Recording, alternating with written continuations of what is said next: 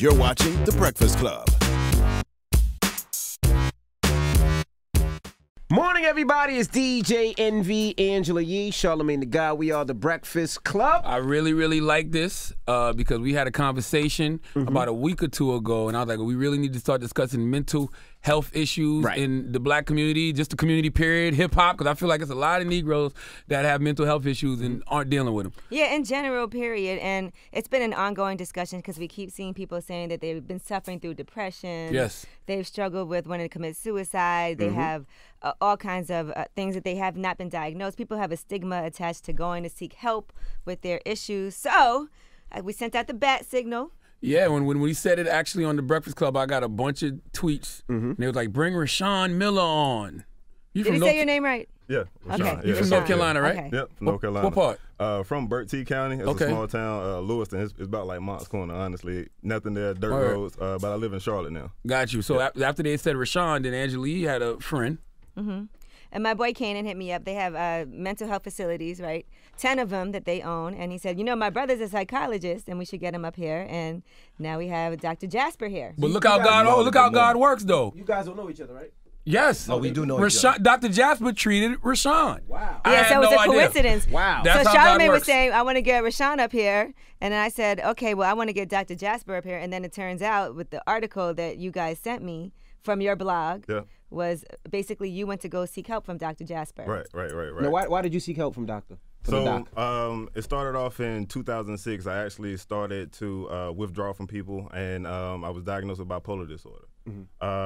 Went through a period where I didn't sleep for about 2 weeks, and I was actually in college at the time, and my friends didn't know anything that was going on, and I was hospitalized. I was actually in a straitjacket in a padded room because of the fact when my family took me to the hospital, I was fighting. I didn't want to go because I grew up, played sports, actually graduated near the top of my class. So when I went to college, you know, I felt like I was the man. Got there, school of 30,000 students, I felt like I was nobody. Almost What school did you go to? Carolina. Okay. Chapel Hill. So North Carolina. Yep. Okay. Oh yeah, you from South Carolina. You said Carolina. I'm like, what do you mean, a Gamecock or Tar Heel? Now state your claim. All right.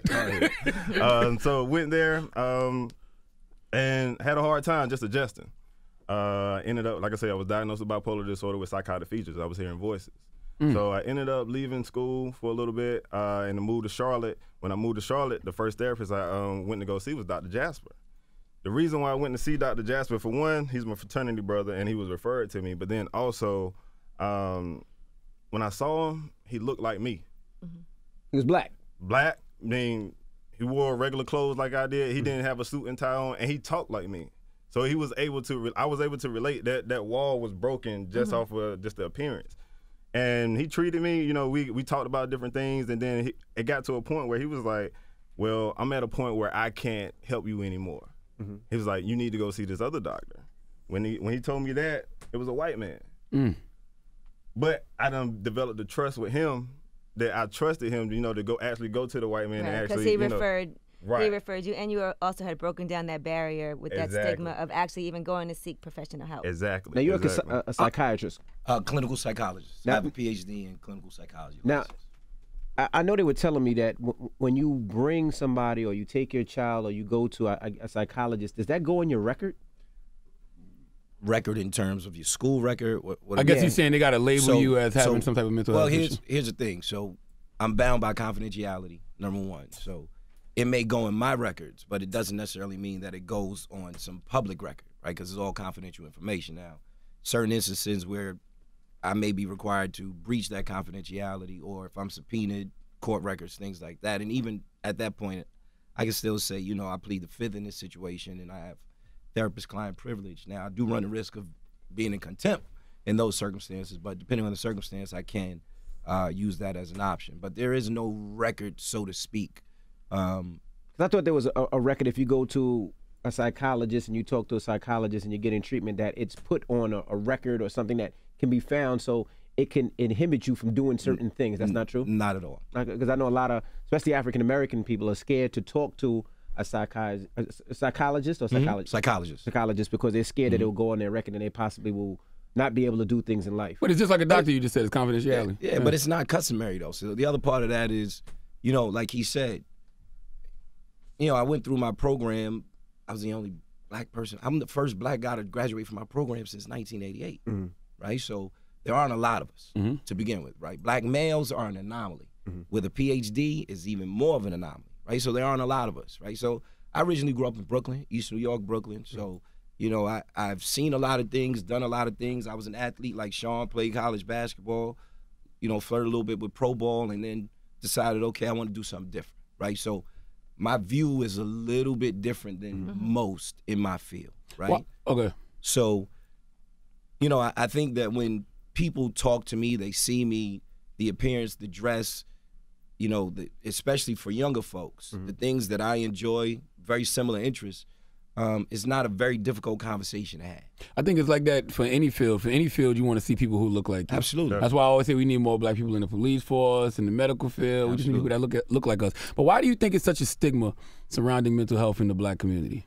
Well, I think Negative stigma. I think that nobody wants to be considered crazy, right? So, you know, for me, what is crazy, right? That word doesn't exist for me. So everything's on a continuum.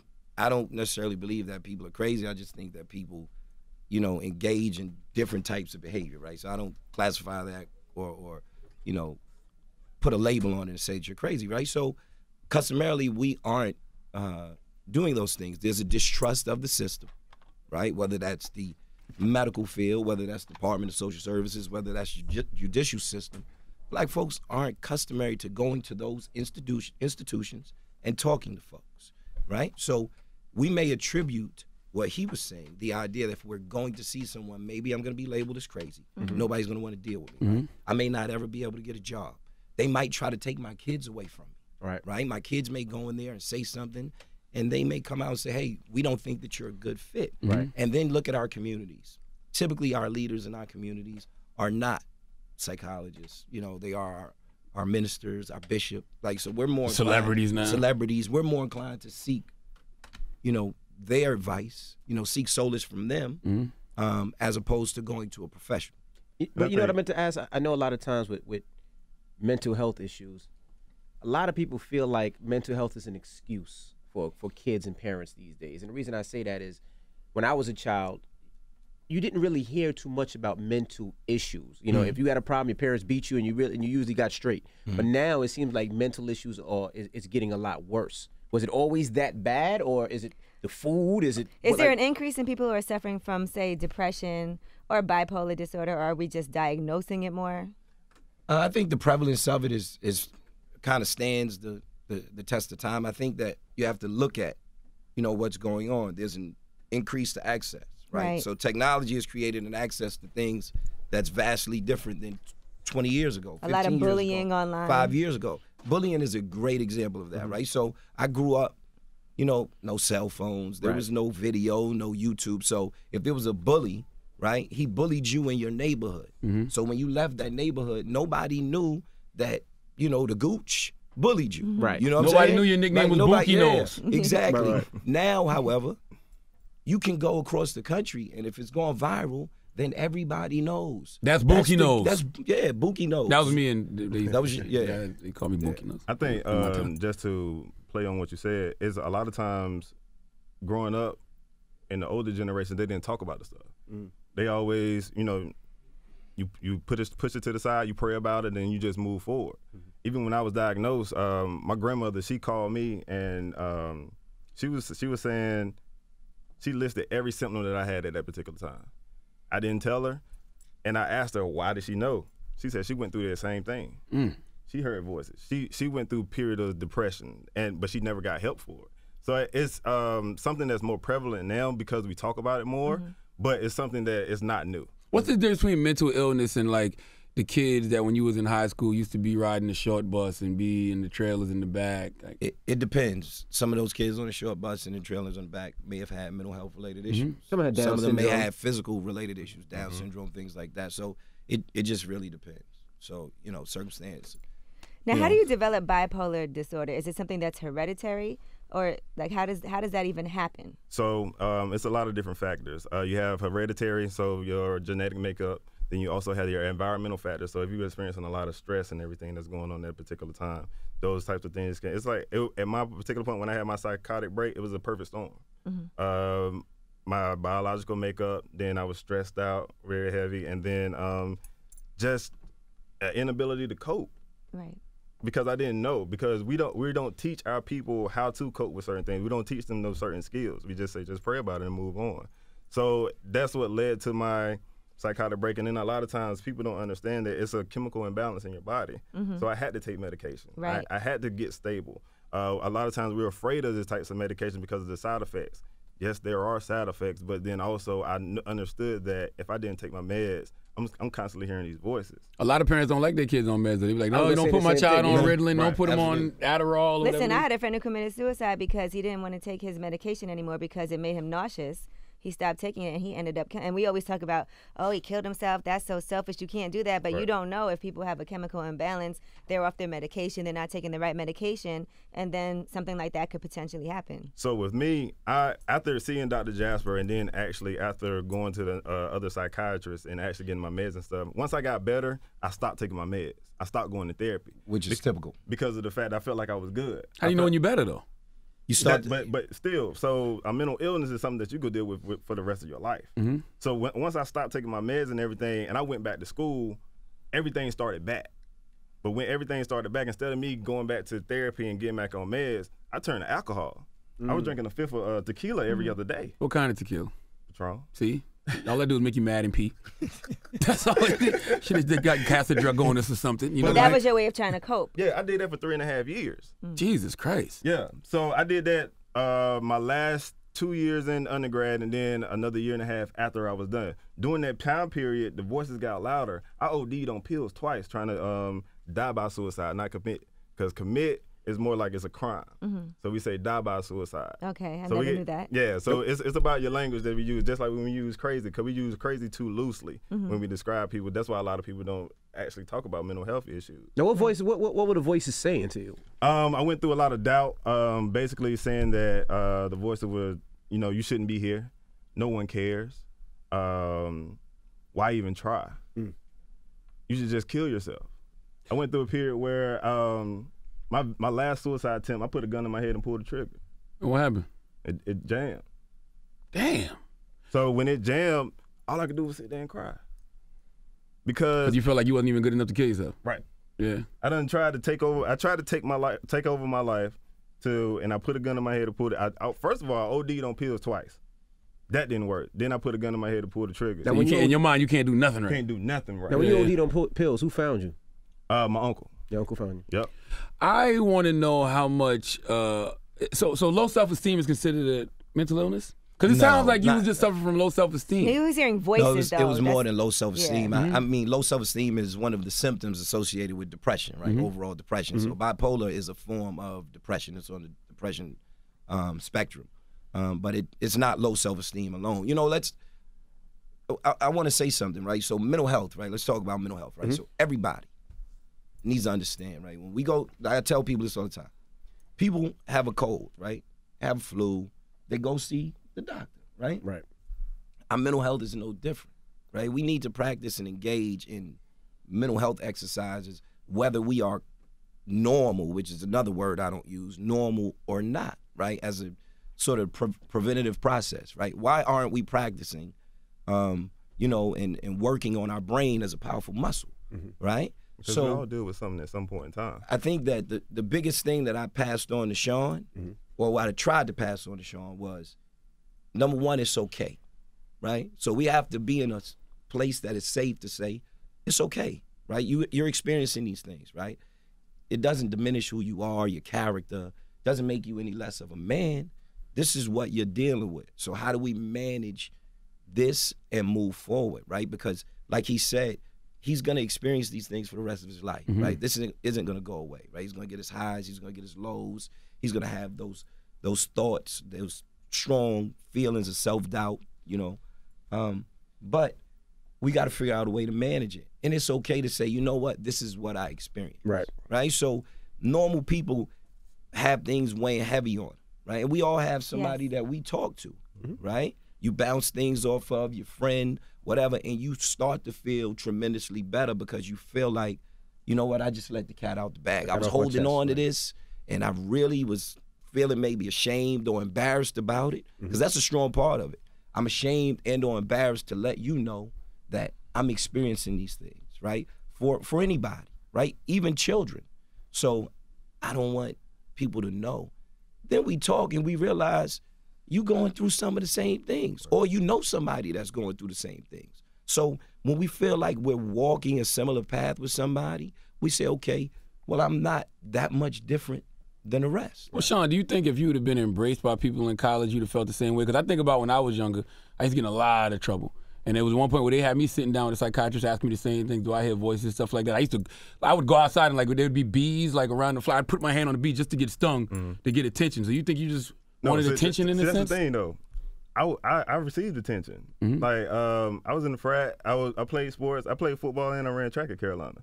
So it wasn't the fact that I didn't have the attention. I had a chemical imbalance going on. So it wasn't the self-esteem issue. Gotcha. Like I said, just growing up, I was the man. It was nothing. That wasn't the issue. It was more the fact that now my friends didn't pick up on the signs and symptoms that I was going through because, like I said, my last 2 years, I was drinking alcohol every single day. I was going to class drinking alcohol. Like I put Patron in a bottle and go to class. Then I go to work. What made you want to self-medicate, especially being that you already went through therapy? Because at the time, my friends didn't know that I was in the hospital. Gotcha. When I went to the hospital, I didn't tell anybody. Only people that knew were my close friends and then my doctors. That was it. So when I went back to school, that's one of the reasons why I stopped taking meds and why I stopped going to therapy. Because you living in a dorm room, people run up on your meds and all that stuff. They can Google, like, then they're looking at you like, right, this nigga crazy. The other part of that is, him self-medicating in that way. The side effects of drinking alcohol may not be as pervasive as the side effects of some of his meds, because some of the side effects, are intense, right? So he says, okay, if I drink alcohol and I build up a tolerance to it, then I won't have necessarily a hangover, and that's not a pervasive sort of side effect as opposed to me being on this mood stabilizer or something in that respect. And these side effects are so perverse that I'm like, I don't, Right. But then even outside of that though, think about our society. Whenever you have a long day, a stressful day at work, what you do when you go home? Most people go get a drink. It's okay to get drink. It's okay to get drunk. It's a social thing too.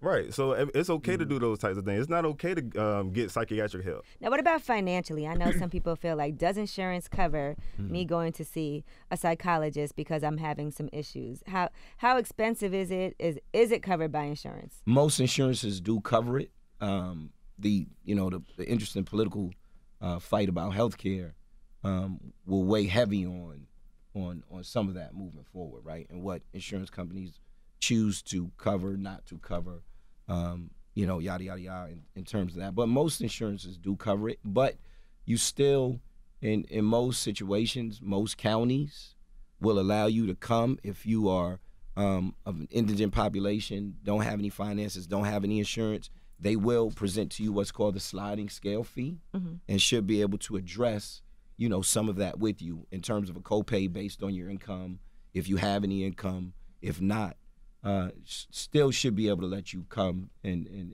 seek services. How do you recognize? Okay. Is there any way to, because you talk about a chemical imbalance. Is there any way to figure out a chemical imbalance That's exactly early? What we can see so many different things early. We can tell if a child has Down syndrome early.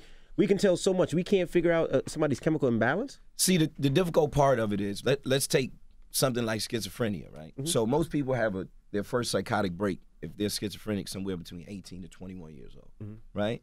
So a lot of times, not a lot of times, but in some instances, you have individuals that are, sort of moving down this quote-unquote normal path, and then things go off the rails. And it may not be an intense situation like Shaun presented with, right, or issues he was dealing with. So it's really hard in that respect to say, it looks like there's something off here, right? And a lot of times, we're theory-based practice, right? So there aren't 100% certainties. So Shaun was put on a med, let's say that med didn't work. Right? His doctor would take him off that med and put him on a different med, right? So it's all trial and error to be able to find what works best. Right. And then we argue based on that what we think is the etiology or the root cause of it, right? So if he had issues with serotonin, which is a neurotransmitter,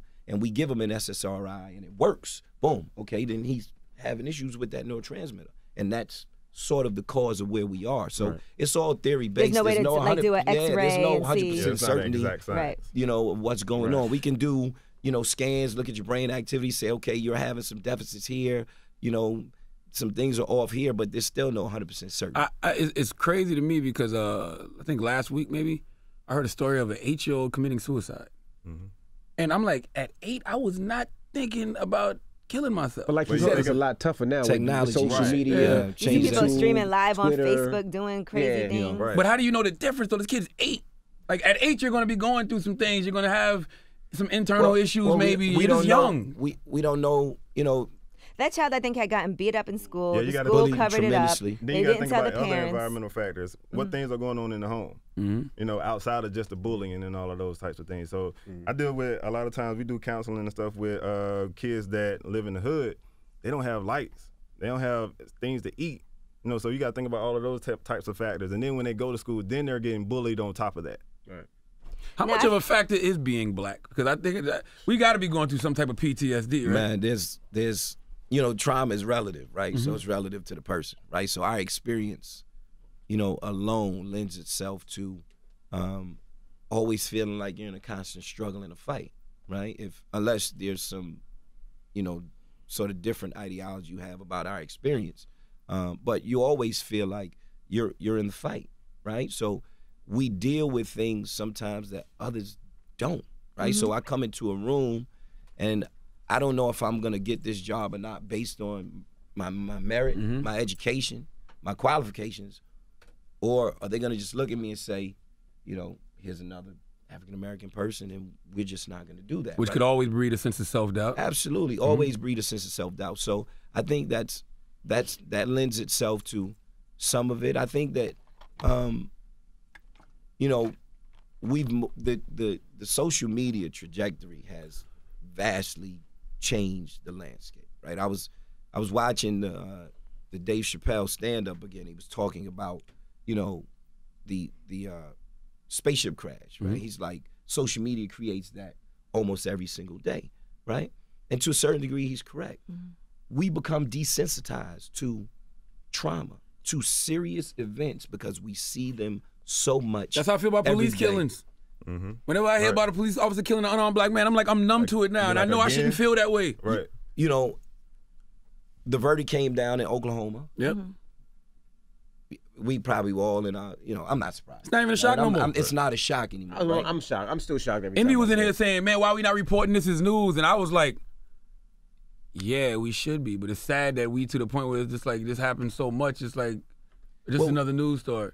You either become desensitized to it or oversensitized to it, or hypersensitive to it, right? So a lot of people will become desensitized to it, which kind of takes some of your humanity away, right? That ability to feel, be empathetic towards another person as they're going through this. But if you look on social media every day and you see fights and all these different things, you're like, okay, cool. I just saw this yesterday. Some people find it amusing even. Right, Absolutely. Right. And then just go back to your point about being black, especially as black men, we have to wear so many different masks. You got to think about, if you're going into a room with a bunch of white people, you got to, make sure that you on point.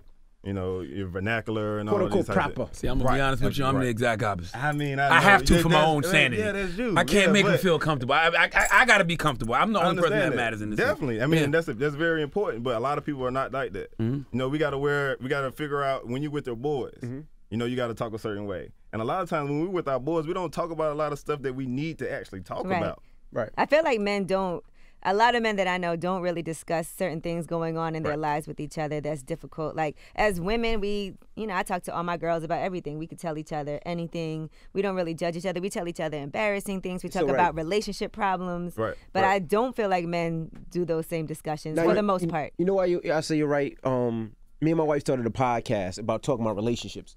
And I got so many people calling me and be like, yo, it's real because nobody talks about relationship. And I'm thinking about, when I'm with my boys, we never be like, yo, son, I'm going through this at home. We don't do that. Right. I don't never say. That's because Biggie said problems with my wife don't discuss them. Shut up, man. But even if you're having mental health issues, None of my boys ever was like, yo, I felt this way. Right. And I've felt that way several times, and there's nobody to talk to. Exactly. And I'm sure they have. So you're absolutely positively right. Like, there is nobody to talk to. Like, I'm sure you girls can say, I felt this way, but I'll never come to Charlamagne and Charlamagne. I know you. I wouldn't do that if I were you anyway. Right, you're right. But we have to create that space to be able to do that, right? So, and encourage each other, right? And check in on each other, right? So I make it a point to just call my friends randomly, right?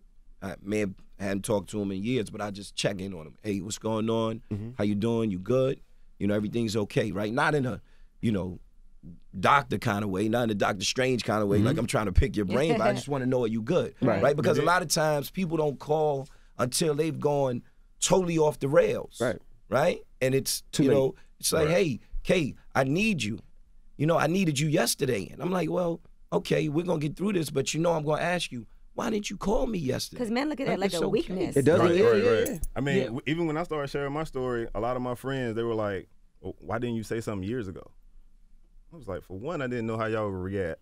And I was scared. A lot of times I didn't even know how to put it into words. And that's bullshit too. I just want to tell you that they say that now because they see the ending. But if you'd have came 5 years ago and be like, I'm hearing voices, they'd have looked at you crazy. You never know, though. You never know. Some people never know. Yeah, it all depends. But it depends, right? I don't think people understand it. Yeah. Right. And people feel they don't understand. And that's why that's my point of trying to educate. And then like Kay said, when it comes down to creating those spaces, that's why I started I do a weekly conference call with black men where we just talk about any and everything where it comes down to our mental health.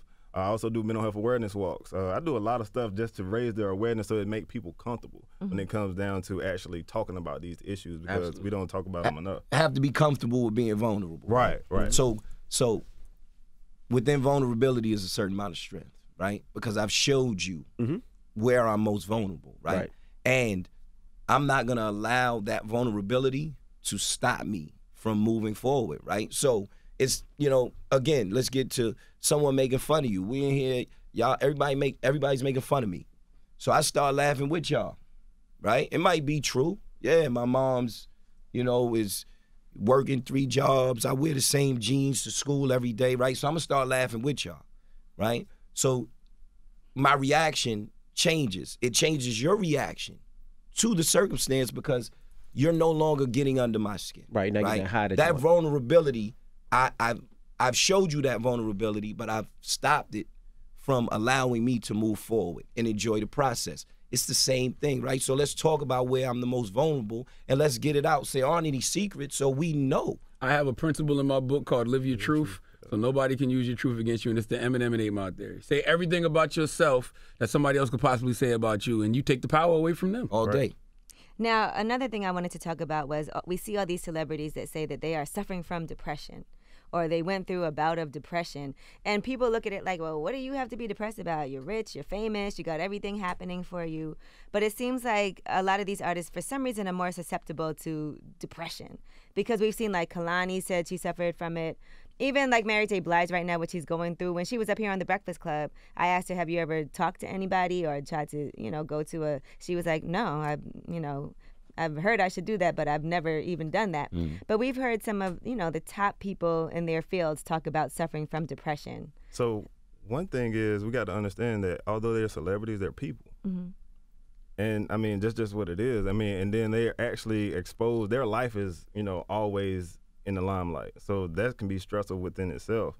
All of us can probably be diagnosed with depression at some point in time because we have our ups and downs. How do you know the difference between like depression and just feeling down? Like what are the symptoms of actually suffering from depression? Clinical depression is it's a little more intense than just, a day here or a day there feeling down. Like we're going to see consistency in the amount of weeks, 3 weeks to a month, not feeling motivated, feelings of helplessness or hopelessness, in some instances irritability, high irritability, overweight, not sleeping well, sleeping too much, lacking energy. Those are all symptoms of clinical, being clinically depressed, right? So to speak a little bit to celebrities, as Sean said, they definitely are people, and some of these people before they got to this point may have been experiencing some of these issues. So now we magnify those issues under a situation where they're always judged, right? always judged in some way, shape, or form, right? So you have to be able to, be able to stand on your spot and manage all of that, right. The good, the bad, and the ugly, because certainly there's some good and great things that come with fame and notoriety, but there are also some ugly things that come with it. The things people say, the importance of always being on, and that is stressful within itself. Right. And then if you don't have people around you to keep you grounded, right, to hold you, to check you, to make sure things are good, then it becomes even more of a slippery slope. Now, and when you're in certain positions, and they want to call you a celebrity or whatever, after a while, it's like, who does the go-to person go to? Like, if you're the go-to person for a lot of people, who do you go to? Your wife. Right. Yeah, but I mean, you don't even want to bring that. Sometimes you don't want to bring that energy to her. I mean, that's one of the reasons I feel like I've been wanting to go to therapy lately. I think I was reading up on like cognitive behavior. Cognitive behavioral therapy. What is that? Because I feel like I suffer from that. That's not something you suffer not from. suffer from, but I could be dealing with. It could be. You may need cognitive behavioral therapy. Yes, there you go. So, I mean, it's basically therapy that addresses how your thoughts and your cognitions of thoughts impact your behavior, right? So some of it is the premise of, if you got up right now and you threw that chair up against the wall, right?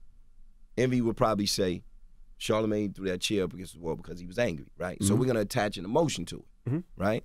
Someone like myself may say, no, he got up and threw that chair up against the wall because he wanted to throw that chair up against the wall, right? Anger had nothing to do with it, right? Anger wasn't a fact of the situation, right? So it's our thoughts, feelings, and opinions that will drive, that behavior, so to speak, right? The fact of it, it's not a one-to-one correlation here. So the fact is, he was upset about something, right? His thought, his feeling, his opinion, the behavior was to get up, pick the chair up, throw it against the wall, right? So just getting to the root of that? Yeah, there's so many other ways to deal with that, So right? for instance, Matt Jordan, you don't watch The Real Housewives, but I get to you, right? I'm not mine. This guy shocked. has a lot of built-up aggression. Like his first answer and feeling, it seems like, to everything is aggression. Like, what I mean? He tried to wrestle a 70-year-old man the other day. He's not He's 70. not 70. He's 56. Stop 56. it. I'm sorry, This guy's Peter. going He tried to wrestle a 56-year-old man, and the guy is 27 years old, fit. Like you could tell he needs help.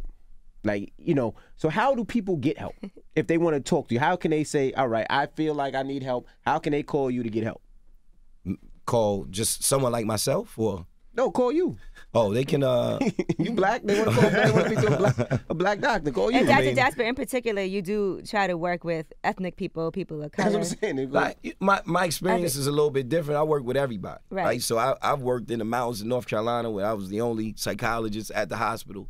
So I worked with all walks of life, everybody. And that I was just thrust into that position because if there was anybody who was African American or Latino or some other ethnicity other than Caucasian who wanted to see someone who might be sensitive to their cultural standing, they would call me. So I'm working with the geriatric population to the child adolescent population to the high risk. Like, I'm all over the place. So, I see a little bit of everybody, and I'm sensitive to, I try to be as sensitive as possible to all those circumstances, right? So, if someone wanted to reach me, they could certainly email me.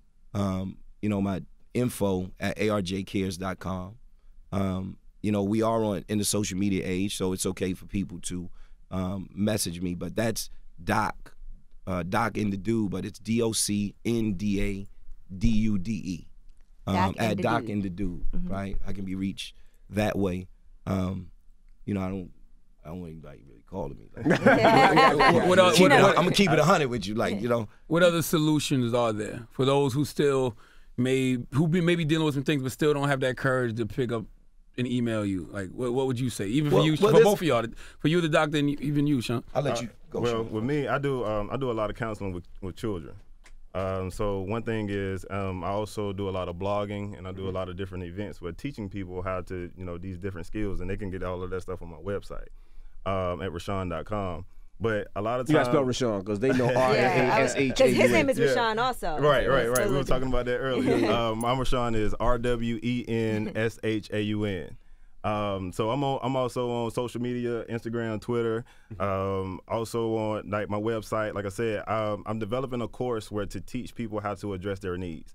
A lot of times, even with myself outside of therapy and medication, I have a strict regimen that I have to deal with. I'm up every morning at 4 o'clock. I'm in the gym every morning by 5. I'm writing in my journal every day. A lot of times, we as men, we don't like to journal because we feel like it's something similar to a diary, but it is what it is. I make sure I meditate. I also just started doing yoga as well, so that's another different practice that I enjoy. My homegirl Danielle, man, she's teaching me yoga, so it's something that is a challenge mentally, but it's also a challenge physically as well. Just a lot of different reading. I read. Well, I ain't even gonna say I read your book. I listened to it. Because when I when I was diagnosed with bipolar disorder, I also had a psycho-educational evaluation. I found out I went throughout grade school and didn't know I had a reading disability.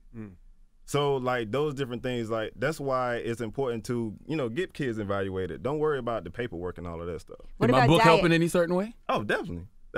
I enjoy your book.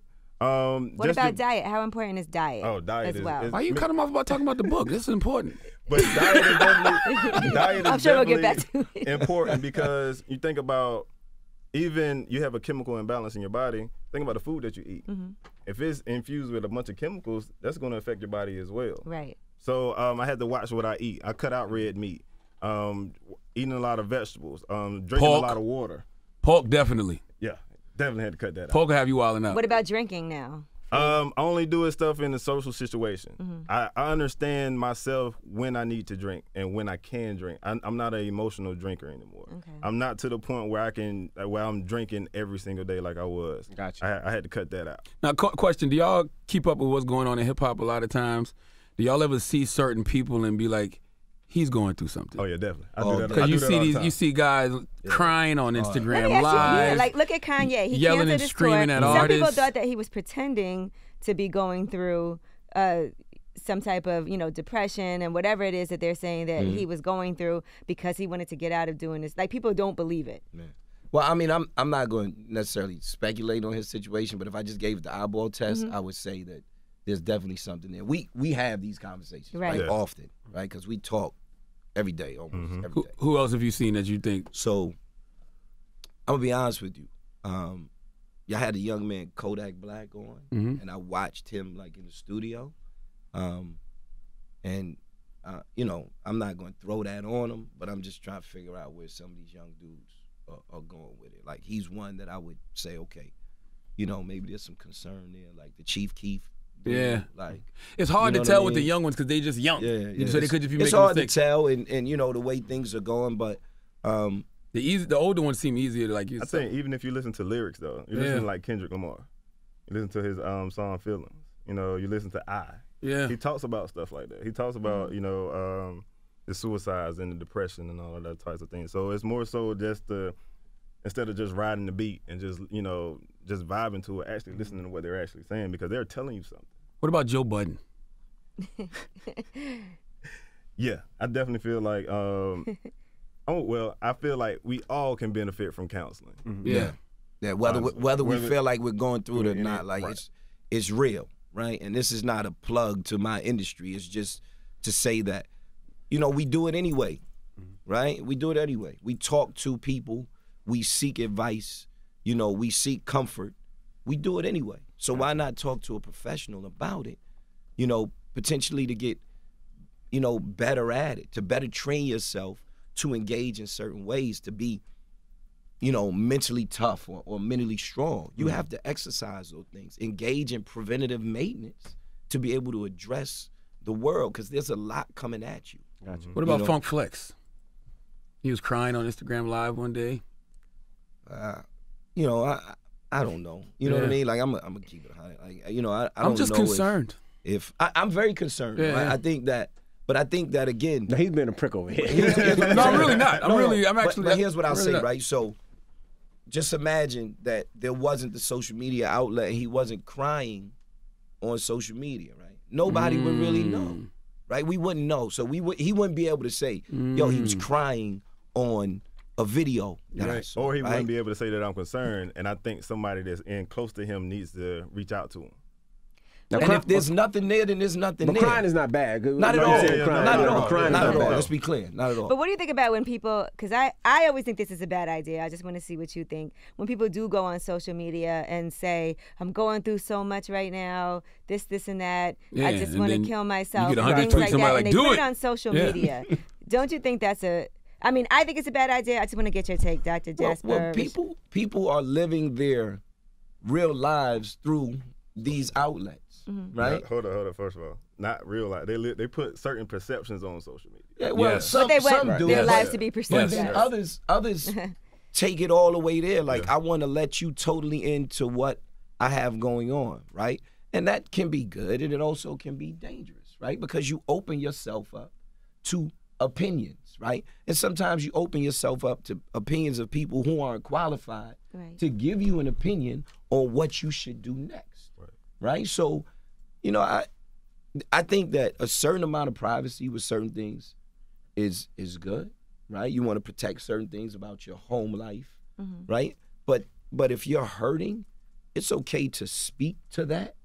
But there's a manner in which you do that, right? But when you open yourself up to public opinion, people are going to give you their public opinion. Right. And not everything that you see or hear is going to be something that's going to stroke your ego. That's the worst part, because if it's a cry for help, before you even get that help, people done attacked you. So now it just makes you feel worse. Or And you're somebody like, might say, he's whack, she's whack, she need to kill herself today, right? And you're like, wow, I really wasn't doing that for that. Like, this went way left. So you have to understand what you're doing, right? Well, I'm glad y'all came in. It starts with conversation. At least we're getting the Absolutely. conversation started about mental health in our community. So what's some other ways they can reach you said? They can reach us, well, Give them the email and Instagram and stuff again. The website. Email is info@Rwenshaun.com. So Rwenshaun is RWENSHAUN. My website is Rwenshaun.com. Also, my nonprofit, which raises mental health awareness, is Eustress Inc.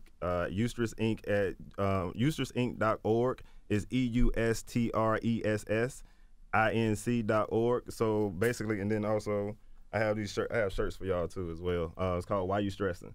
So eustress means good stress. So it's all about our perception of how we view our stresses in our life. Do you feel like you wish you had changed your major at Carolina? Got you a... No, I ended up, my major at Carolina was sociology, but I ended up getting my degree in mental health counseling. Oh, so dope, dope. He's on his way to be licensed. Oh, so you official? Yeah, absolutely. Yeah. Okay, and I mean, I would love to come to somebody like you because you've been through it. Like, experience is always the best teacher to me. Right. And you're pretty easy to reach because no one else has that name, so I'm sure it was easy Exactly. to get that website. You can find me, like, it's on the website, Instagram, Facebook, Twitter. It's all Rwenshaun. So you have no doubt when you're reaching out to me. Okay. You want to give yours? Yes. Website is arjcares.com. Like, All right. real, that was crazy. www. Yeah, wow. What is that? Say it again. What is it? It's arjcares.com. Pardon me, brother. Email is Kendall, KENDELL, @arjcares.com or info@arjcares.com. On social medias at Doc in the Dude, DOCNDADUDE. Really thank y'all for coming, man. There you go. Appreciate y'all Dr. having us, Jasper, Rwenshaun Miller. It's The Breakfast Club. Good morning. The Breakfast Club. Every weekday morning. Tune in